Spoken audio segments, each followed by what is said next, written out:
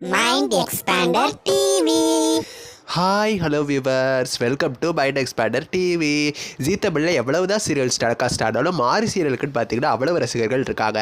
மற்ற சீரியல்ஸோட கம்பேர் பண்ணுறப்ப இதோட ஸ்டோரி ட்ராக் டிஃப்ரெண்ட்டாக இருக்கும். தெலுங்கில் த்ரீயாடி அப்படிங்கிற சீரியல் ரொம்பவுமே ஹிட் ஆச்சு. ஸோ அதை ரீமேக் பண்ணி தான் தமிழ்லேயும் கொண்டு வந்தாங்க.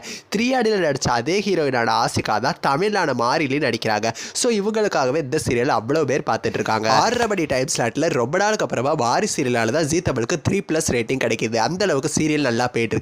இப்போ தான் ரீசெண்டாக பார்த்தீங்கன்னா ஆக்டர் சாதனா மேம் வந்து சாகிற மாதிரி அவங்களோட கேரக்டர் முடிக்கிற மாதிரி கொண்டு வந்தாங்க. பட் பார்த்தீங்கன்னா அவங்கள வந்து டியூல் ரோல் அப்படிங்கிற மாதிரி கொண்டு வந்து மறுபடியும் ஒரு வேறு கேரக்டர் மூலமாக அவங்களோட என்ட்ரி வந்துச்சு. சரி, அவங்க விலகலை போல் மாறி சீரியல் எப்போவும் போல தான் போகும் அப்படிங்கிற மாதிரி போயிட்டு இருந்துச்சு. ஆல்சோ பார்த்தீங்கன்னா மாறி வந்து டிஃப்ரெண்டான ஸ்டோரி ட்ராக்கோட அப்கமிங்கில் வரப்போகுது அப்படிங்கிற மாதிரியும் நிறைய நியூஸ் கிடச்சிது. அது எல்லாத்தையும் நானும் கூட ஷேர் பண்ணியிருந்தேன்.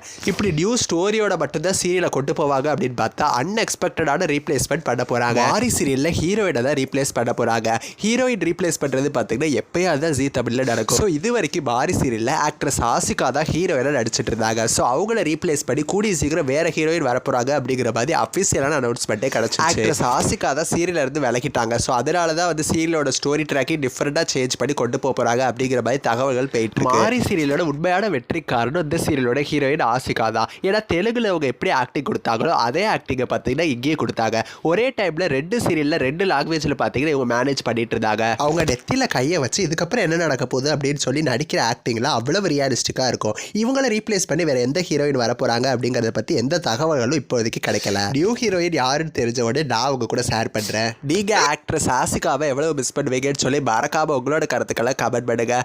தேங்க்ஸ் ஃபார் வாட்சிங்.